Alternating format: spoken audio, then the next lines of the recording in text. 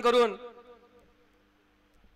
या राज्याचे कार्यक्षम मुख्यमंत्री सन्माननीय एकनाथरावजी शिंदे साहेब, या राज्याचे कार्यक्षम उपमुख्यमंत्री माननीय देवेंद्रजी फडणवीस साहेब, या राज्याचे दुसरे कार्यक्षम मुख्यमंत्री आदरणीय अजितदादा पवार साहेब, या ठिकाणी या लोकसभेचे या मतदारसंघाचे खासदार सन्माननीय सुनीलजी तटकरे साहेब, या तालुक्याचे सुपुत्र आणि सहकार मळशी जरी कोकणातले म्हटले, कारण सहकार हा पश्चिम महाराष्ट्रामध्ये आतापर्यंत चालला, पण कोकणातल्या लोकांना सहकार फारसा जमला नाही, परंतु या तालुक्याचे सुपुत्र आदरणीय प्रवीणजी दरेकर साहेब यांनी सहकार काय असतो हा मुंबईसारख्या एका मायानगरीमध्ये दाखवला. ते आदरणीय दरेकर साहेब या ठिकाणी 194 विधानसभा मतदारसंघाचे शिवसेना, भारतीय जनता पक्ष, राष्ट्रवादी आणि RPI या महाआघाडीचे महायुतीचे या ठिकाणी उमेदवार आदरणीय भरतजी गोगावले साहेब यांच्या प्रचार सभेसाठी या ठिकाणी उपस्थित मंचावरती आदरणीय कळंबे साहेब, आदरणीय मनोजी भागवत साहेब, आदरणीय पार्टे साहेब, तालुका प्रमुख सन्माननीय निलेशजी आयरे, सन्माननीय तुकाराम शेठ केसारकर, आदरणीय आमचे किशोरभाऊ जाधव, व्यासपीठावरती शिवसेनेचे सर्व पदाधिकारी, महिला आघाडीचे सर्व पदाधिकारी, युवा सेनेचे सर्व पदाधिकारी बांधवांनो, या ठिकाणी पोलादपूरमध्ये या ठिकाणी 1 वाजता लोहार या गटाची या ठिकाणी हा मेळावा झाला. अशाच या ठिकाणी मोठ्या संख्येने या ठिकाणी त्या ठिकाणी शिवसेनेचे पदाधिकारी, मतदार बंधू या ठिकाणी त्या सभेला उपस्थित होते. आणि या ठिकाणी या देवळे गटाची पितळवाडीला सभा होत असताना अतिशय मनाला आनंद होतोय की आपण मोठ्या संख्येने या ठिकाणी आपल्या लाडक्या उमेदवाराला आशीर्वाद देण्यासाठी आपण या ठिकाणी आलेले आहात. अनेक वक्त्यांनी या ठिकाणी आपले विचार व्यक्त करताना त्यांनी या भागाची भूमिका मांडली. त्यांनी आपल्या गावामध्ये या ठिकाणी या 2-2.5 वर्षाच्या कालखंडामध्ये कशा कशा पद्धतीने विकास झाला तो विकास या ठिकाणी मांडण्याचा प्रयत्न केलाय. मला वाटतं आमदार साहेब या ठिकाणी पोलादपूरच्या आसपास आलेत, एक 10-15 मिनिटांमध्ये येतील आणि प्रमुख 4-5 वक्ते या ठिकाणी आपल्याला मार्गदर्शन करणार आहेत. आणि म्हणून आम्हाला फक्त 2 मिनिटं बोलण्याची या ठिकाणी संधी दिली.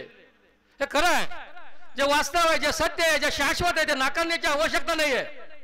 परंतु बांधवांनो, या ठिकाणी या 2 वर्षाच्या कालखंडामध्ये जो विकास झाला त्या विकासामध्ये रस्ते असतील, पिण्याच्या पाण्याच्या योजना असतील, सभागृह असतील, पूल असतील, आणि एवढंच नव्हे, जे कामती नदी असेल, आमची ढवळी नदी असेल, सावित्री नदी असेल किंवा कोतवालच्या भागात त्या ठिकाणच्या नद्या असतील.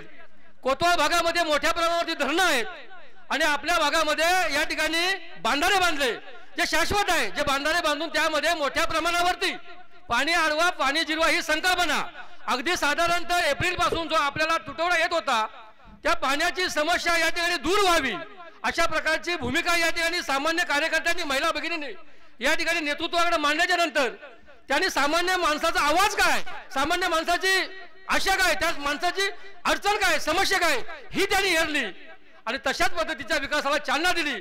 आणि कामती नदीला किमान 8 बांधारे या ठिकाणी सगळ्या ठिकाणचं पाणी अडवून या ठिकाणी माझं तर म्हणणं आहे, जी मीडिया आहे, जे पत्रकार आहेत, त्यांनी त्या एकाच नदीला, ढवळी नदी पण सांगत नाही आणि सावित्री पण सांगत नाही, फक्त एकाच नदीला जा, ते बघा काय फक्त पाणी अडवा आणि पाणी जिरवा ही संकल्पना कशा पद्धतीनं वास्तव स्थितीमध्ये गेले ती या ठिकाणी पहा. बांधवांनो, काल या ठिकाणी आपल्या विरोधी पक्षाचे जे उमेदवार आहेत त्यांच्या तालुक्याची सभा झाली. आताच आमचे कोकरे साहेबांनी आम्ही चर्चा करताना बोलत होतो की पोलादपूर गटामध्ये झालेली सभा आणि आताची चालू असलेली सभा ही 2 सभा एकत्र केल्या म्हणजे एक मोठा महामेळावा होतो. हे जर फक्त पोलादपूरमध्ये घडू शकतं तर या ठिकाणी काल जी झालेली सभा आहे ती याच्या अर्ध्या हिश्श्यानं सुद्धा सभा नव्हती. त्यापैकी बऱ्यापैकी लोक महाडबंद आली होती आणि ते येऊन या ठिकाणी आमदार साहेब असतील त्यांनी केलेल्या कार्यावरती किंवा आमदार साहेबांच्या जीवनचरित्रावरती कुठल्या प्रकारचे शिंतोडे उडवण्याचे आपल्याला शक्य होत नाही. मग आपण काय बोलू शकतो की त्यांनी या भागामध्ये काय विकास केला. 15 वर्ष आमदार साहेब आहेत, त्यांनी विकास काय केला त्यांना पोलादपूरच्या सभेमध्ये मी सांगितलंय आणि हिथं सुद्धा सांगतो. आणि कार्यकर्त्यांच्या नसेल तर या ठिकाणी आमदार साहेबांनी प्रगतीचा ध्यास आणि जनतेचा सार्थ विकास विश्वास हे पुस्तक या ठिकाणी छापलंय. 150 पानाचं पुस्तक आहे. याच्यामध्ये या ठिकाणी आम्हाला कामं विचारली, आम्ही कामं दिली, काही कामं आमच्याकडून लिहायची राहिली. 70 ते 75% कामं या ठिकाणी फक्त दिली, 25% कामं आमची शिल्लक आहेत. परंतु या पुस्तकातलं ज्यांनी काय सांगितलं आम्हाला, ज्यांनी टीका टिप्पणी करताना सांगितलं की आमदार साहेबांनी 15 वर्षामध्ये या ठिकाणी काही विकास केला नाही, त्या महाशयांना जाहीर सांगा. आम्हाला सांगितलं आमदारांनी मगाशी, कलमे साहेबांनी मला, त्यांना हे पुस्तक पोस्टानं पाठवा आणि हे खरं करणार आहे. पोस्टांना त्यांच्या घरी जाऊन मी देणार आहे.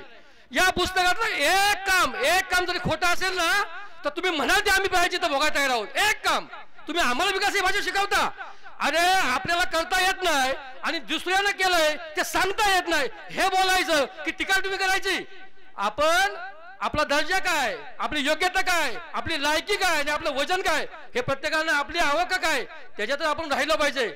आपण या ठिकाणी जो वास्तवता आहे, जे शाश्वत आहे, जे सत्य आहे ते या ठिकाणी स्वीकारलं पाहिजे. असं म्हणा ना तुम्ही की आमदार साहेबांनी ह्या 2.5-3 वर्षाच्या कालखंडामध्ये 7,000 कोटीपेक्षा अधिक विकास, 700 कोटीपेक्षा अधिक विकास या मतदारसंघामध्ये आणला, जो महाराष्ट्राच्या इतिहासामध्ये कधीच आणला नाही.